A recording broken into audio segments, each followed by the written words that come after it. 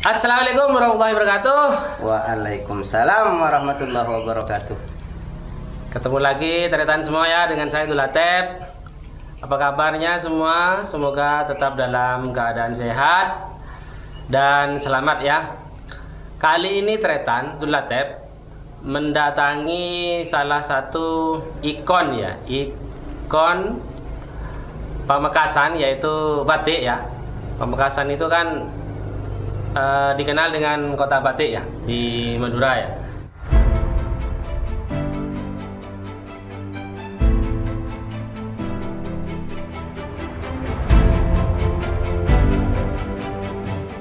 Kali ini Dul Latep mendatangi salah satu ikon itu, yaitu salah satu industri batik di Pamekasan. Lebih tepatnya yaitu industri batik Podeg ya. Langsung saja sekarang Dul Latep sudah dengan pengusaha batik Podegnya. Mungkin Masnya bisa memperkenalkan diri ya, langsung kepada pemirsa ya. Silakan. Nama saya Hadi, perajin yang menyelinap jadi pengusaha di batik Podeg Pamekasan. Saya sendiri asli lahir di Desa Rangperang Daya di sini, tepatnya di Dusun Podeg, sehingga branding batik saya dinamakan Batik Podeg Pamekasan. Dan tentunya di awalnya itu ada nama Hadi Motif. Kenapa kok saya Hadi Motif? Karena memang saya desain sendiri untuk beberapa karya dan dikerjakan di sini, akhirnya tak kasih nama Hadi Motif Batik Podeg Pamekasan. Baik, itu ya perkenalan singkatnya ya. Jadi Mas Hadi ini dikenal dunia perbatikan nasional dan internasional, dan di sosmed juga dengan nama Hadi Motif. Begitu ya. Baik Mas, sekarang saya mau mewakili teretan semua ya untuk melontarkan beberapa pertanyaan ya. Oke. Batik Podeg ini industri yang baru atau memang turun-temurun? Sebenarnya batik di Pamekasan pada umumnya, khususnya di batik Podeg itu sudah memang turun-temurun. Jadi mulai dari kakek, nenek, buyutnya itu memang sudah perajin batik. Dan alhamdulillah Hadi ini adalah generasi kelima dari batik Podeg. Generasi kelima ya, berarti turun-temurun. Iya. Keahlian membatik itu diturunkan, gimana diajari secara khusus, apa otodidak belajarnya apa gimana? Sejarahnya cukup panjang tapi bisa dipersingkat, Mas. Oke, versi singkatnya. Versi singkatnya seperti ini dulu. Ceritanya seperti ini, pada saat musim pacaklik, pada musim live kata orang Madura. Live. Itu banyak orang ndak ada untuk dimakan. Sehingga dulu itu yang ada yang dibilang ada, yang dibilang punya untuk dimakan itu orang-orang pesantren sama orang-orang dermawan di kota. Yang punya untuk dimakan. Akhirnya kebanyakan orang-orang di desa di kampung itu anaknya diserahkan, apa istilahnya, yang ngabdi, dititip ke pesantren. Di pesantren itu membantu pekerjaan-pekerjaan di pesantren dan mendapat makan di pesantren, seperti itu. Oh, jadi untuk masyarakat miskin di kala itu yang tidak cukup makan sehari-hari untuk keluarganya, putra-putrinya itu dititipkan ke pesantren. Jadi membantu pekerjaan-pekerjaan di pesantren. Kalau yang laki-laki biasanya apa ya? Kalau dulu itu singkong, nanam singkong. Kalau yang perempuan membantu pekerjaan-pekerjaan di dapur, termasuk berkebun, termasuk membatik untuk yang perempuan. Oh, termasuk membatik itu memang sudah ada. Kira-kira tahun berapa itu? Wah, tahun berapa ya? Kayaknya gak bisa naksir ya. Sebelum apa sesudah penjajahan? Sebelum yang penjajahan. Oh, sudah lama banget ya. Sebelum penjajahan. Jadi, tapi itu kan otomatis jadi santri ya kalau dititipkan ke pesantren, tapi diajarkan ngaji juga kan ya. Kalau dulu itu istilahnya, kalau apa ya, santri masuk. Kalau santri biasa itu dia memang mengaji, dia anak sendiri mengaji pada pesantren. Kalau ada istilah santri masuk, dia selagi masih ada pekerjaan di keluarga pesantren dia bekerja. Kalau sudah gak ada, ngaji, seperti ada istilah santri ngasuh. Oh, jadi yang dititipkan itu prioritasnya bukan untuk mengaji, Bukan. tapi untuk mengabdi. Mengabdi. Oke. Nah, ketika dia mengabdi ada sebagian membatik, akhirnya terjadilah 3 versi. Versi yang pertama itu ketika keluar itu membatik sendiri dijual ke pihak pesantren, itu versi yang pertama. Oke. Versi yang kedua tetap membatik punyaan pesantren dengan upah. Oh, jadi pekerja. Jadi berarti? pekerja, dikerjakan di rumah. Versi ketiga itu pinjam batik punyaan pesantren dijual ke dermawan di kota, dia ngambil keuntungan, yang nggak laku dikembalikan lagi. Makanya ada istilah manat. Manat apa itu? Manat itu diambil dari kata amanah, kepercayaan. Tanpa ada jaminan, dia pinjam batik punyaan pesantren, dibawa ke kota dijual, ada untungnya, nggak laku dikembalikan. Oke. Maka ada istilah manat, itu diambil dari kata amanah. Ya, menarik sekali ya Tretan semua. Saya berasa kembali ke zaman lampau. Hanya saja saya tidak bisa membayangkan karena tidak setua itu dulu Tretan. Baik, berarti ini kembali ke pertanyaan tadi, Mas. Saya penasaran, Mas Hadi ya.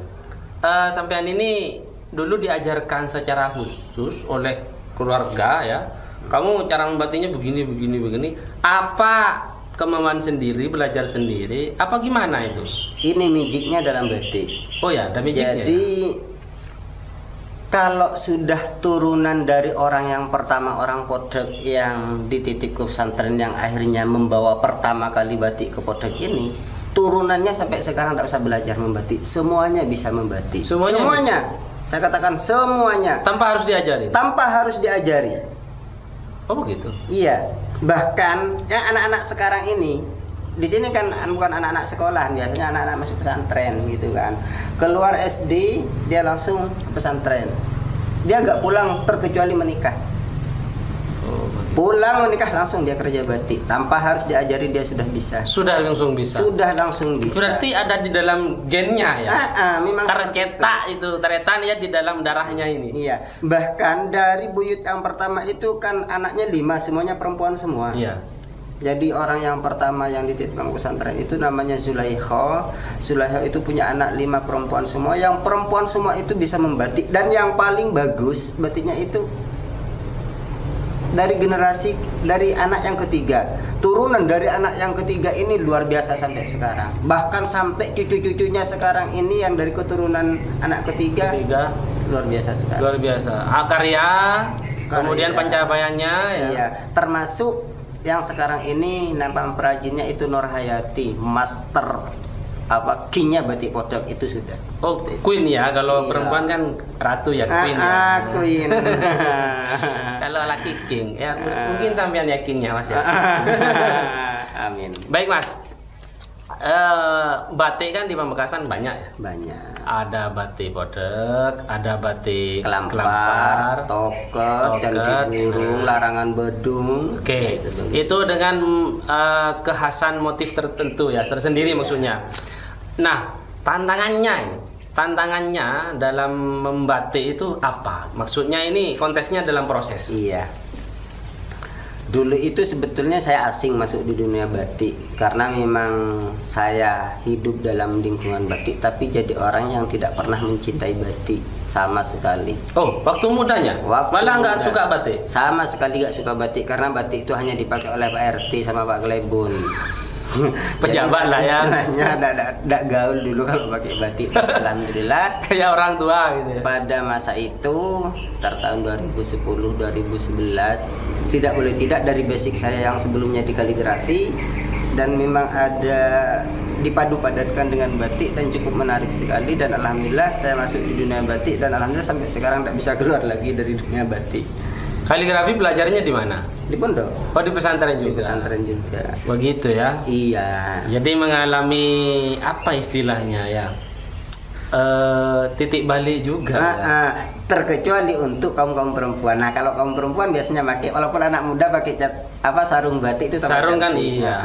Padahal sejarahnya orang Madura itu mulai dari dia lahir sampai sudah dengan batik ya. Iya. Digendong pakai batik.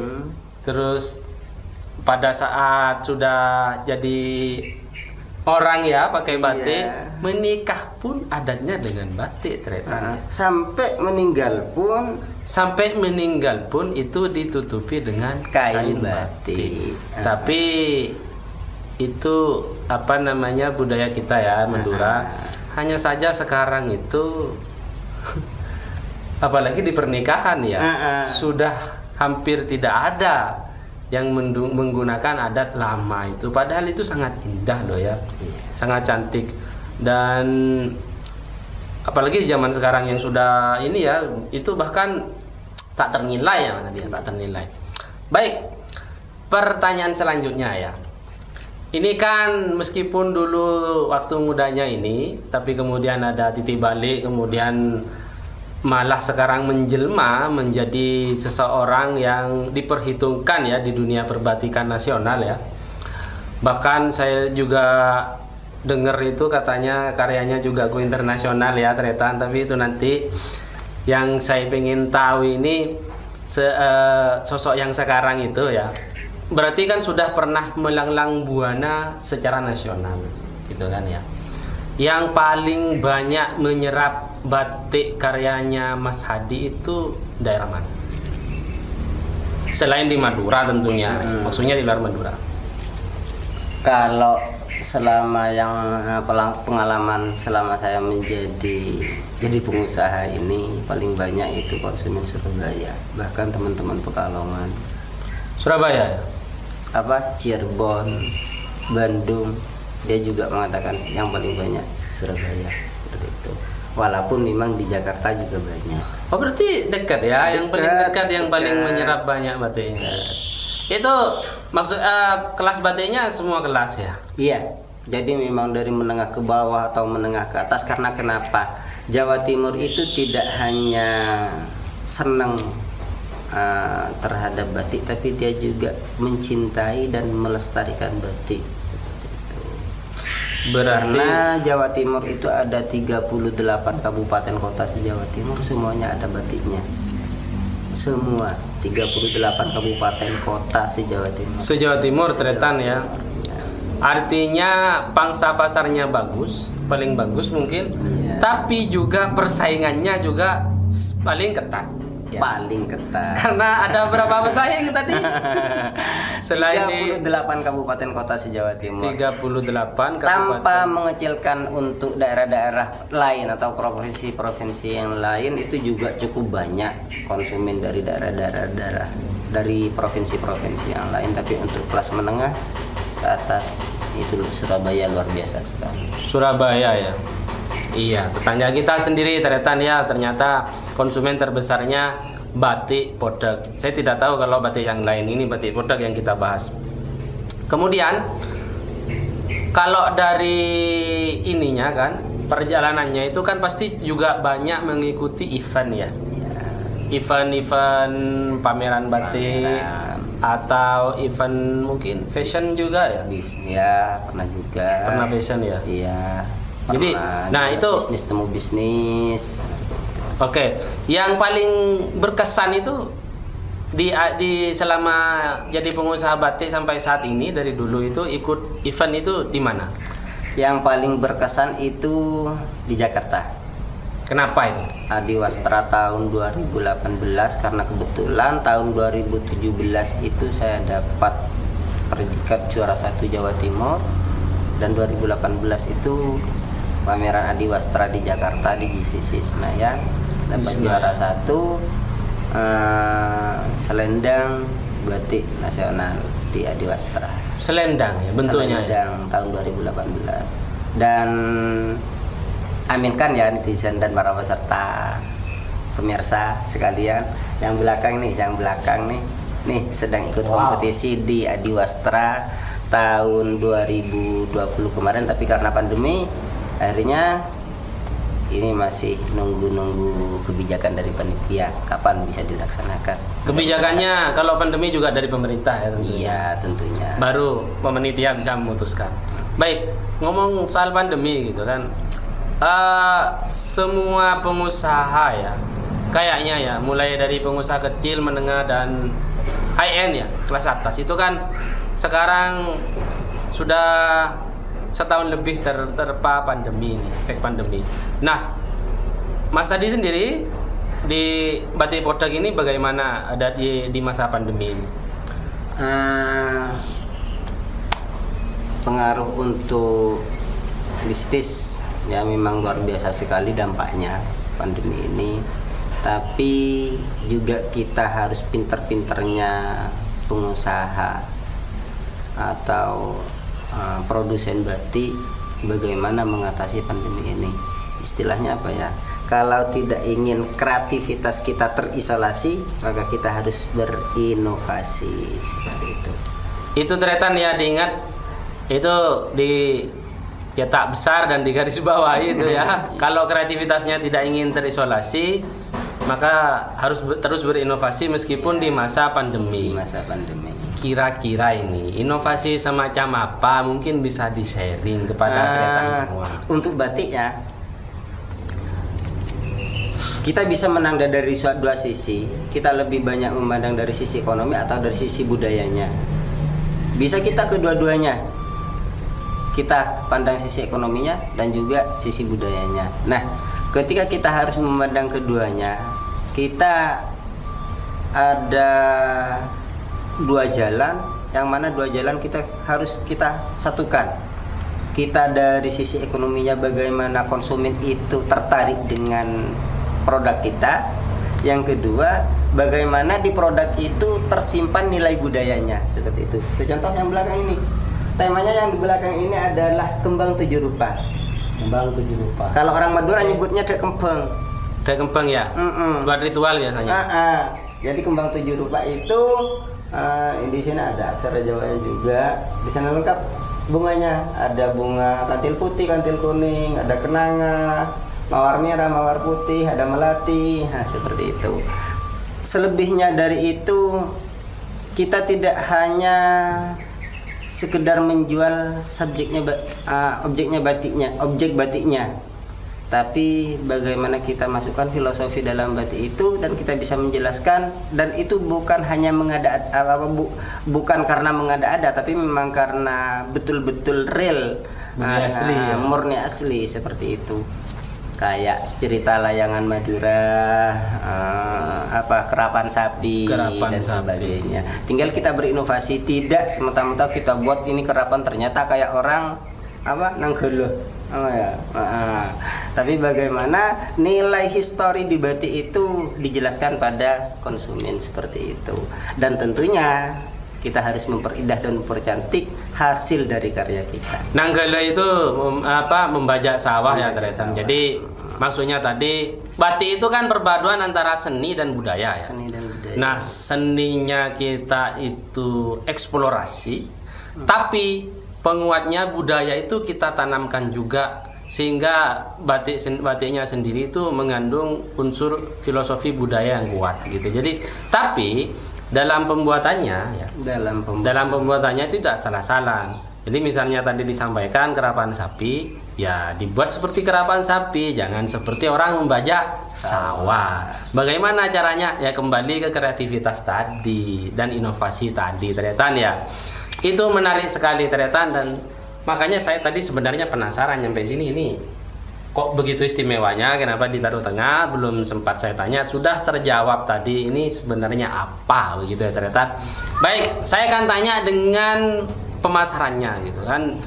Pasti dalam membuat sebuah produk itu, menciptakan sebuah karya itu kan kita juga harus paham dan mengerti bagaimana penetrasi pasar dan berkompetisi yang baik tentunya dengan tentang harga ya, tentang harga produk itu sendiri di pasaran. Itu bagaimana Mas? Seperti ini. Saya bagi batik itu menjadi 3 kelas. Jadi ada kelas A, kelas B, kelas C. Untuk yang B kelas sama C kelas itu saya targetkan ke kelas menengah ke atas. Tapi untuk yang A kelas itu bisa ke atas juga bisa ke bawah. Kenapa? Karena ke atas bisa dia untuk seragam kantor, seragam acara dan sebagainya. Ke bawah juga bisa menaikkan untuk kelas seragam-seragam seperti itu. itu. Tapi untuk yang big class sama C class bukannya tidak bisa ditargetkan ke bagian yang menengah ke bawah, bisa sebetulnya. Ada sih sebagian yang kadang tidak disangka orang itu dia mau yang bagus. Tapi yang big class sama C class itu memang targetnya menengah ke atas. Dan untuk yang big class sama C class kita tidak hanya mengedepankan dinilai transaksi ekonominya sih, tapi juga harus mengedepankan nilai seninya.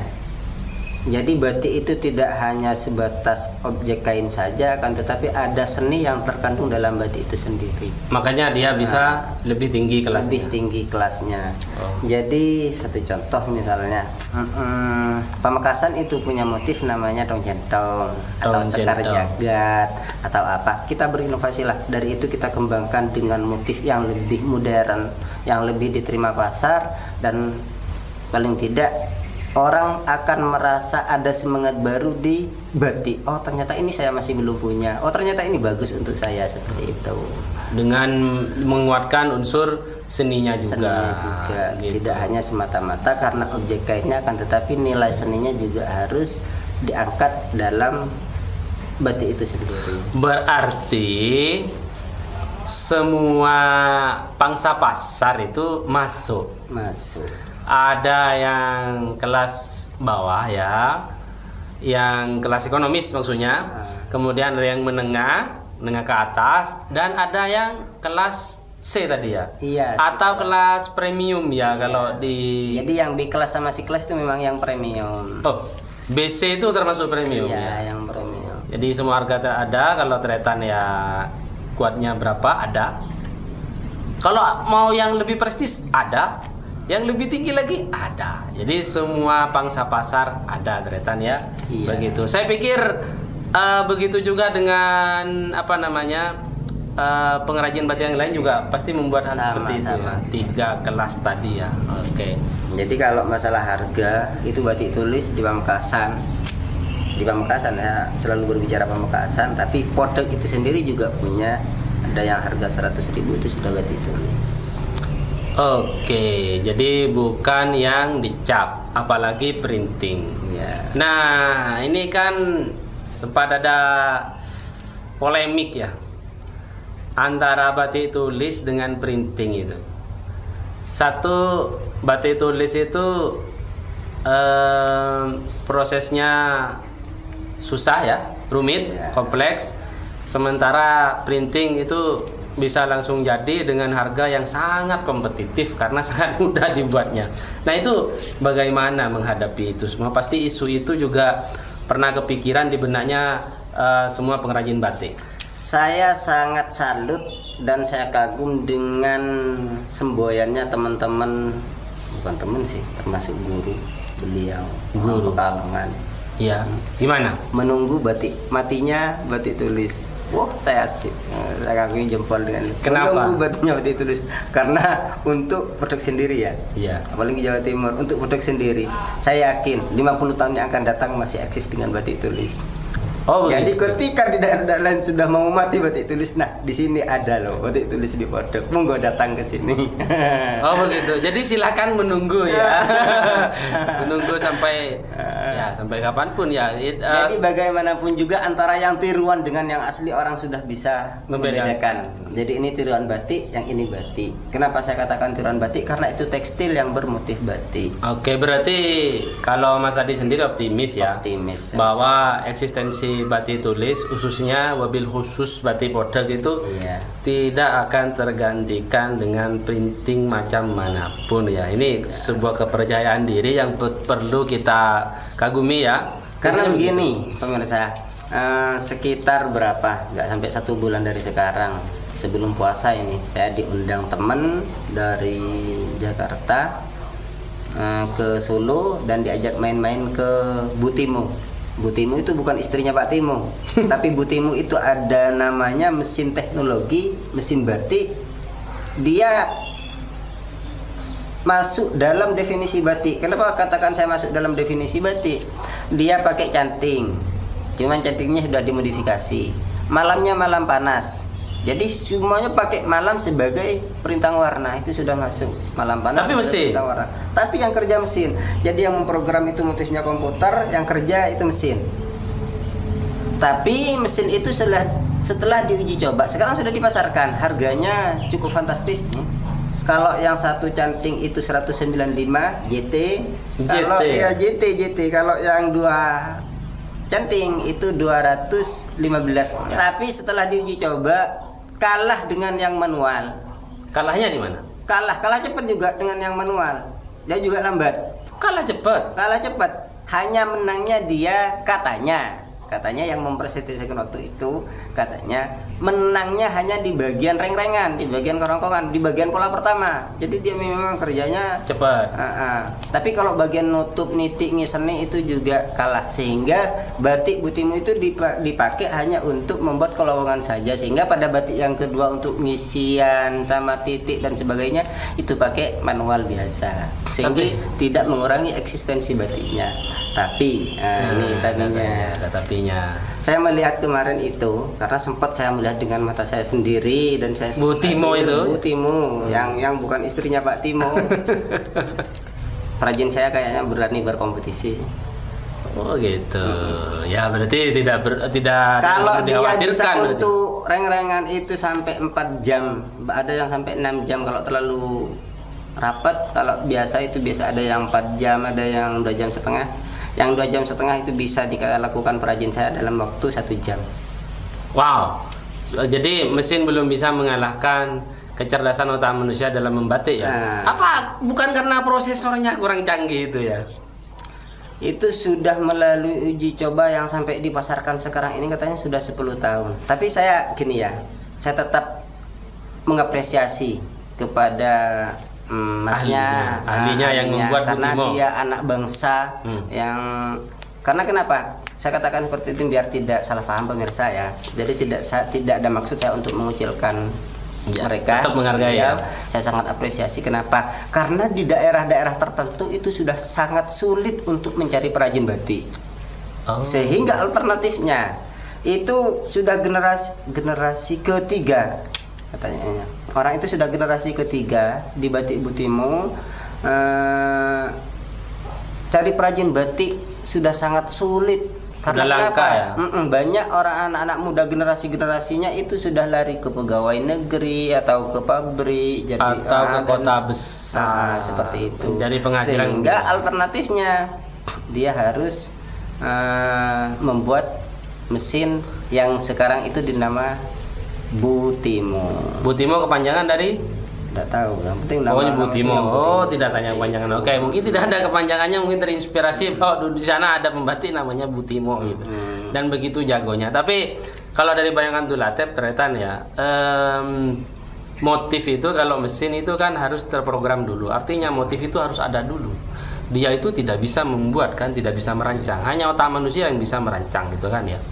Kecuali mungkin ditanamkan kecerdasan buatan. Wah, ini kemana ini kemana-mana ini, maaf. Jadi saya pikir motif yang bisa dibikin Butimo itu juga itu aja. Yang diinput ke dia kan berarti. Jadi tidak ada unsur kreativitas dan inovasinya kalau mesin kan begitu. Ya tergantung kita yang berinovasi yang memprogram. Jadi kita masukkan motif ini. Kalau apa ya dibilang efisien sih cukup efisiennya karena memang dia yang kerja tinggal. Kalau seandainya ya saya harus milih, tidak apa-apa sih punya. Kalau misalnya ada yang mau tapi gratis. Tapi gratis, ada yang mau membelikan, tapi kalau mau beli sendiri mohon maaf. Kenapa? Saya bilang efisiennya. Dia kerja saya bisa rokokan seperti ini. Kita nunggu 4 jam ternyata bisa selesai 1. Itu sudah kasih kanannya. Tidak apa-apa, kita rokok lagi, dia kerja seperti itu. Efisiennya kalau bagi saya seperti itu. Tapi rasanya itu ya. Jadi kita yang sebelumnya kita ngotak-ngatik, kita manual ya. Seperti ini manual. Paling tidak 1 tahun 2 tahun yang akan datang ini sudah tidak bisa terpakai lagi. Oh iya betul. Kreativitas juga jadi tumpul ya lama-lama. Oke, menarik sekali ya, tapi kita tidak akan membahas Butimo lebih lanjut. Baik, kan kalau dari penghargaannya ini kan luar biasa banyak Ini kalau dari penghargaan jajaran trofi dan piagam di sebelah sana nanti Tretan ya bisa lihat. Ini subhanallah Tretan ya. Jadi wow, ini kayak atlet yang selalu memenangkan kejuaraan lokal, interlokal dan internasional. Ini dari sekian penghargaan ini Mas Hadi, saya tidak akan membahas satu persatu. Yang mana yang paling berkesan? Yang paling berkesan adalah ini, karena ini yang pertama. Oh, penghargaan pertama. Penghargaan pertama tahun 2012 saya juara 2 kategori umum dan mahasiswa tahun 2012. Juara 2 tapi paling berkesan. Dan ini tingkat Karena tingkat Jawa Timur. Tingkat Jawa Timur. Kenapa? Karena ini yang membuat saya lebih semangat lagi untuk berkarya dan berkompetisi di batik. Bukan puncak sih, tapi merupakan kado terindah dalam dunia batik pada saat saya dapatkan ini. Kenapa? Karena saya dapatkan ini tahun 2018 juara 1 nasional selendang batik di yang tadi di sini. Kenapa saya katakan ini kado terindah? Karena itu kado terindah untuk si cabang bayi di dalam pas baru menikah dan alhamdulillah ini juga cukup membantu bagi saya sampai akhirnya lahirlah Hadi juniornya.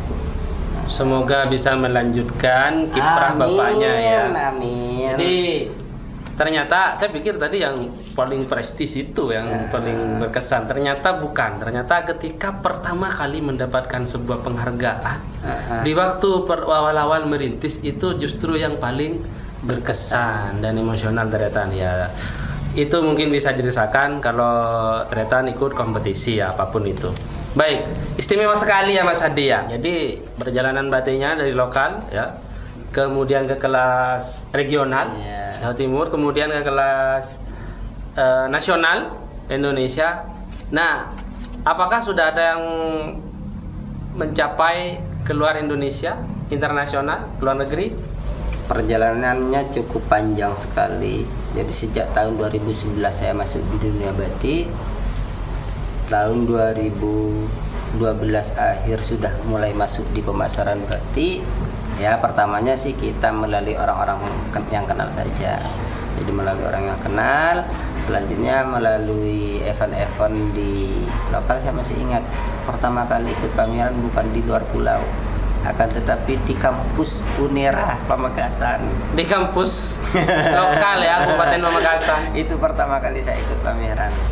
Nah, dan saya masih sangat ingat dan saya masih berteman sampai sekarang. Waktu itu jadi juragannya itu ayam geprek. Siapa? Bikuin Mas Ali Hosnan. Itu waktu Mas di Presma Ali Hosnan. di Unera.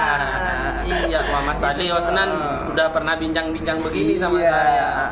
Itu sekarang sudah jadi juragannya Bikuin. Oh, sekarang dia adalah salah satu pengusaha kuliner Pamekasan yang juga sudah sukses Tretan ya, pasti ingat dan ya. setelah itu dari lokal kita naik ke tingkat provinsi. Melalui prestasi ini saya dapat fasilitas khususnya yang didukung oleh Pemkab Pamekasan sendiri. Dapat dukungan Pemkab juga ya. Untuk ikut pameran di Surabaya, dan dari Surabaya itu ya bertahan beberapa tahun dan akhirnya harus mulai tergelitik untuk ikut-ikut yang ke tingkat nasional. Pernah ke Jakarta, Batam, Bali, Palangkaraya, Kalimantan lah pokoknya, mulai dari Banjarmasin, Pontianak sama Kalimantan Tengah juga pernah. Jogja juga tentunya kan, kita Jogja, tidak bisa melupakan Jogja. Tidak pernah, karena di sana itu adalah kota-kota apa ya? Kalau yang namanya batik kita tidak bisa memisahkan kota dari yang Jogja. paling berkesan di hati saya, Jogja. Tidak tahu kenapa, tapi Jogja itu selalu ada di hati. Di hati saya. Iya. Dan untuk ke luar Indonesia, ke luar negeri. Nah, ini yang ditunggu Tretan ya. Itulah teh penasaran. Walaupun secara tidak langsung, walaupun juga pernah langsung, tapi mungkin itu karena seorang Hadi yang berangkat dari orang desa kata orang Jawa. Niat jualan keluar itu nomor 27. Luar negeri ya. Ternyata nomor satunya hanya pengen tahu Thailand seperti apa, Singapura Sampai ke seperti Thailand. apa, Ingin tahu nih. Malaysia seperti apa, cuman seperti itu saja. Jadi hanya pengen tahu aja. Jadi memang yang dibawa batik itu nomor 27. Tapi sekarang sudah berbeda. Jadi kalau sekarang keluar tujuan pertama karena memang ini untuk memperkenalkan batik ke mancanegara. Itu ke Asia tadi disebut. Nggak ada yang pernah ke Amerika atau ke Eropa gitu? Belum pernah. Kalau secara langsung. Oh, kalau dibawa langsung. Kalau tidak langsung pernah. Udah pernah. Karena kebetulan dulu almarhumah Dubes Venezuela itu beliau yang membawa batik saya juga ke Venezuela.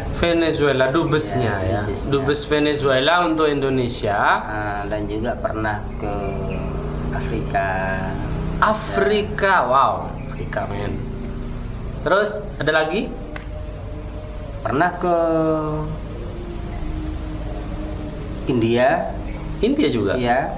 Terus kemana itu India sama Cina. Cina ya. Wow, sudah melanglang buana cukup jauh. Tapi yang itu namanya. barangnya. Iya, kan tadi memang perjalanan produknya sendiri, Iya. bukan tidak harus Mas Hadinya. Gitu. Jadi batik ini sudah dikenal luas ke mancanegara juga Tretan, walaupun tidak semua negara, tapi yang disebut tadi itu luar biasa ya. Tapi doakan ya Tretan, karena kenapa? Kemarin itu sempat mau berangkat ke Prancis, tapi ini karena pandemi jadi gagal. Mudah-mudahan kesempatan itu, walaupun kadang ada semboyan kesempatan itu tidak datang 2 kali, mudah-mudahan itu masih datang lagi. Mas Adi, kalau jadi ke Prancis saya doakan semoga jadi ya. Kapanpun itu saya nitip sesuatu. Menara Eiffel tolong dibawa. Itu besinya Tretan ya, kalau dijual Masya Allah Tretan triliunan ya Mas Adi. Sudah, saya yang angkut pokoknya. Kenapa saya sangat ingin dengan negara itu, kota itu juga karena di situ adalah kota fashion yang sangat luar biasa sekali. Ikon fashion. Banyak sekali inspirasi yang saya harus tampung untuk saya bawa ke sini sebagai pengembangan lah untuk berinovasi di batik-batik dari di karya-karya saya yang selanjutnya. Bisa jadi batiknya ada menara Eiffel-nya suatu hari ketika sudah pernah nyampe di depan menara. Saya selalu dipesan sama orang yang sering saya katakan mentor lah. Hadi itu kemana saja pulangnya tetap Hadi, bukan siapa. Jadi saya ke Jogja pulangnya tetap Hadi. Saya ke sana pulangnya tetap Hadi. Jangan misalnya saya ke Jakarta ternyata pulangnya jadi Ivan Gunawan, enggak, tapi tetap Hadi. Berarti integritasnya tinggi ya Tretan ya. Ya itu ciri khas orang Madura Tretan. Kalau sudah pulang ya tetap jadi orang Madura Tretan. Tapi masih pengen itu besinya menara Eiffel. Kayaknya itu mahal juga ya kalau ditimbang Tretan ya. Wow. Ya. Oke, menarik sekali perbincangan kita ya Tretan. Kita tadi juga sudah ngintip-ngintip produksinya, prosesnya ya, sampai ke batik premiumnya juga, hingga jadi Tretan ya. Semoga menjadi inspirasi ya Tretan semua di tengah pandemi. Apakah Tretan ada berinisiatif untuk membuat motif, tapi banyaklah membuat motif, atau berinisiatif untuk memasarkan yang belum tersentuh batik, khususnya batik Madura ya Tretan ya, wabil khusus Pamekasan gitu ya. Jadi dari informasi yang Tulatef sampaikan semoga bisa menginspirasi kita semua dan menjadi pemicu kita, motivasi kita untuk tetap apapun keadaannya tetap berkarya dan berinovasi, begitu kan Mas Adi ya. Jadi itu pesan yang sangat baik, itu golden itu tadi, golden emas, itu pesan emas ya. Saya perlu akhiri sampai di sini dulu Mas Adi ya. Ya, terima kasih. Semoga juga masih diberikan panjang umur, kesehatan dan berkah dan kesempatan juga untuk bisa bertatap muka lagi dan berbincang-bincang lagi. Siapa tahu ada yang baru, mungkin pulangnya dari Perancis Tretan ya, kita interview gitu ya. Atau siapa tahu juga tim diajak, siapa tahu ya. Itu mudah. Dianggut sendiri benar. Yang penting doakannya. Ya, yang penting mudah-mudahan kesempatan itu datang. Ya, doa Tretan semua ya, kita semua dan keluarga itu sangat membantu. Oke, sekian dulu Tretan ya. Terima kasih atensinya. Assalamualaikum warahmatullahi wabarakatuh. Sampai jumpa di kesempatan berikutnya.